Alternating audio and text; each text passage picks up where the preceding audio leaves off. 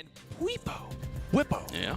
Coming in the top lane, guys, so as not playing Fnatic, instead using their substitute. Many of you may have missed the fact that they had him, but they've been splitting scrim time with him this entire season, and he's now here, so For Fnatic anymore. Oh, Bwipo! Stunned! Crying! Dead! Bwipo! What can this man not do? He was top lane last Worlds. He's jungle here. And once again, perhaps he's carrying Fnatic through this game. He's chasing 110 HP! Savagery! Bwipo! Solo kills! Gimgoon! That is how you do it! Gets in the extra. So you came in as a sub, and then something happened with the main top laner, and then... Yeah, then I played some League of Legends. I mean, it wasn't really a big deal. By that point, I'd already scrimmed very often with the team. I played one game a day.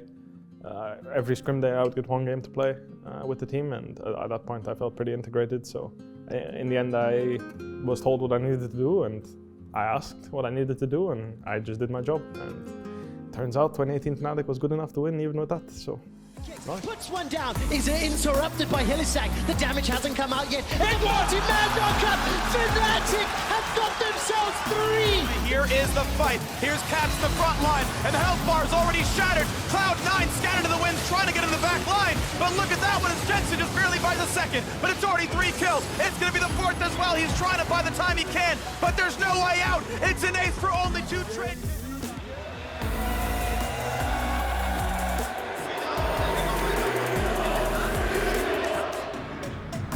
We're gonna roll.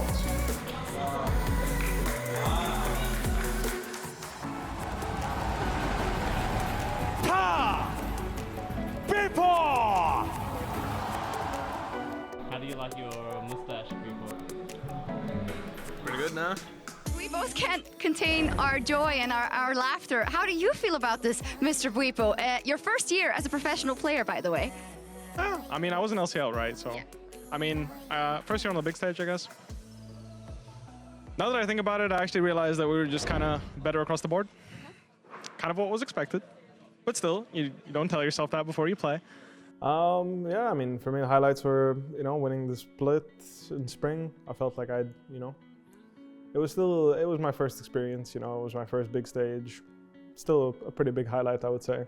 Obviously, making finals and being on the final stage was a pretty big deal too, but at the same time, it's like, that happened, it's a while ago, it's like, wow, that actually happened. So it's, yeah, it's been a long journey, but I would say that winning in the end is still the most memorable.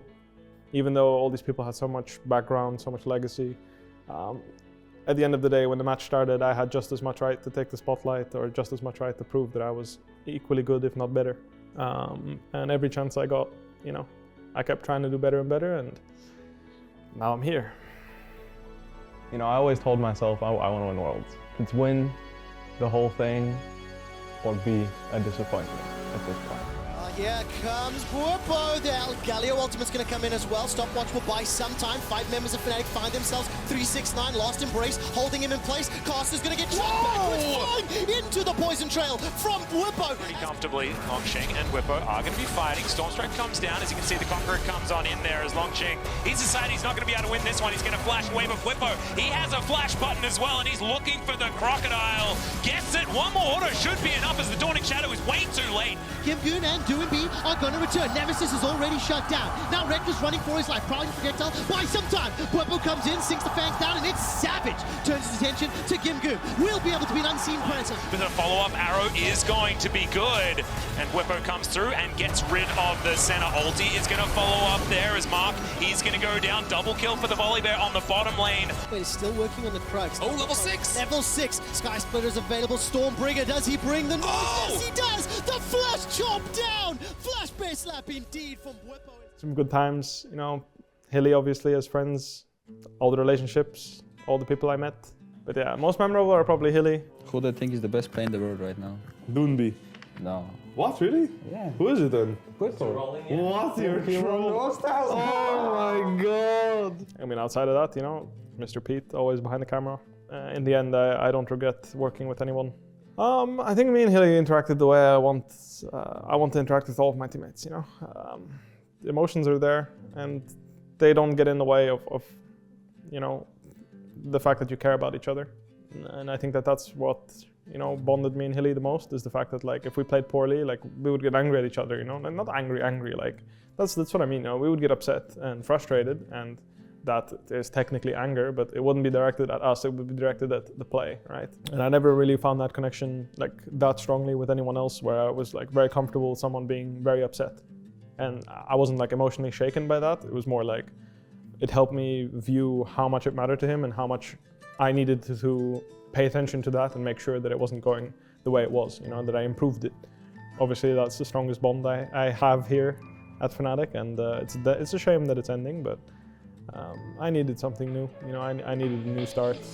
I need you guys to give me a big high five in the middle there. Was it big enough? No, just no way. That's a high five.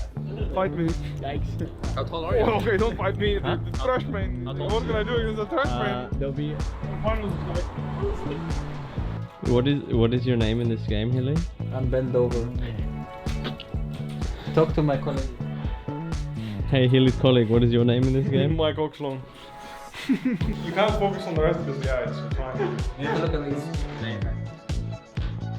Do you use flash on D or F? You're D?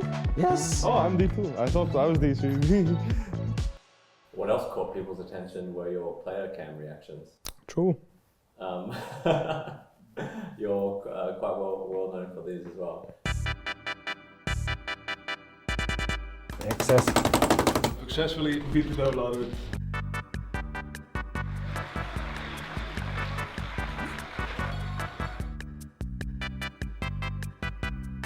I don't want to be like, you know, dictate what the social team is going to do. I don't know, they're just grouped up. Let him know. Yeah, let him know. That's fucking. Oh, that's fucking right. Cue straight to the nostril. Let's go. I'm not even playing, but I'm fucking hyped. Let's go. Look at that, motherfucker. Do you drink it? You don't see my pants? No, I don't. My back's been through worse thanks to that day. What do you mean? Apparently, you walk with a posture like this, you gain mental, like, it's good for your mental, because you gain confidence.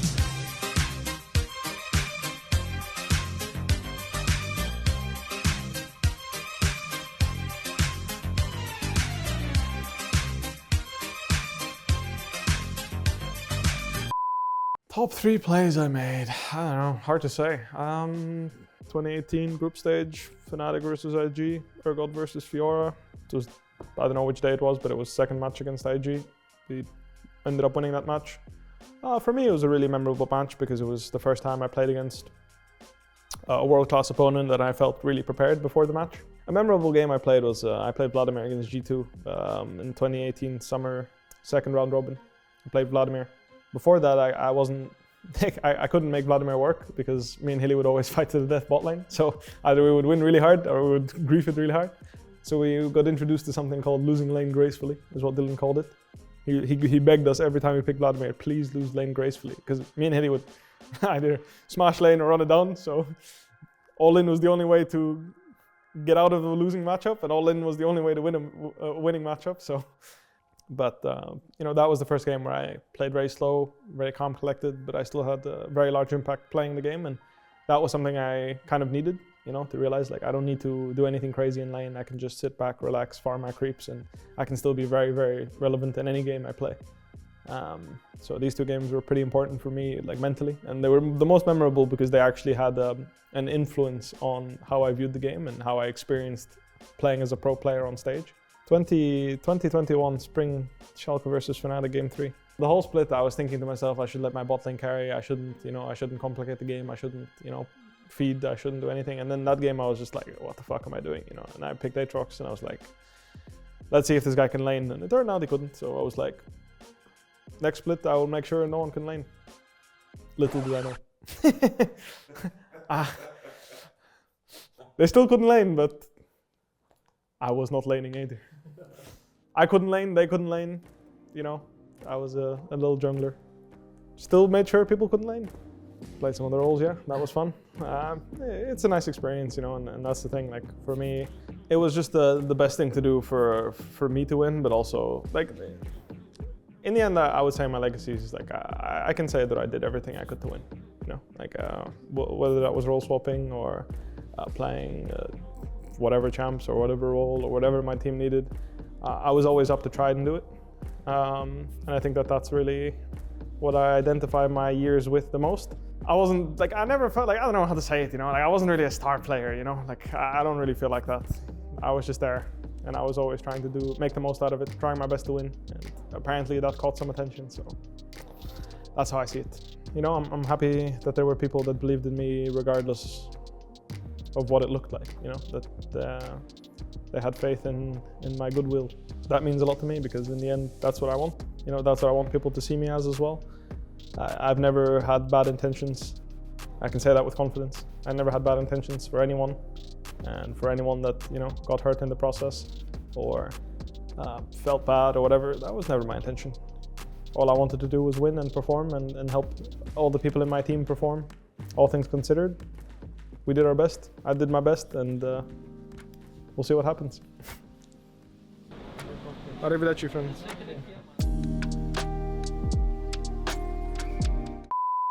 I wish he would stay, but I know that the esports world is so small that our paths will cross somehow, and that gives me peace of mind. This pan is going to cause a lot of issues because there's like an Oscar in the background there, and people are going to think, wait a second.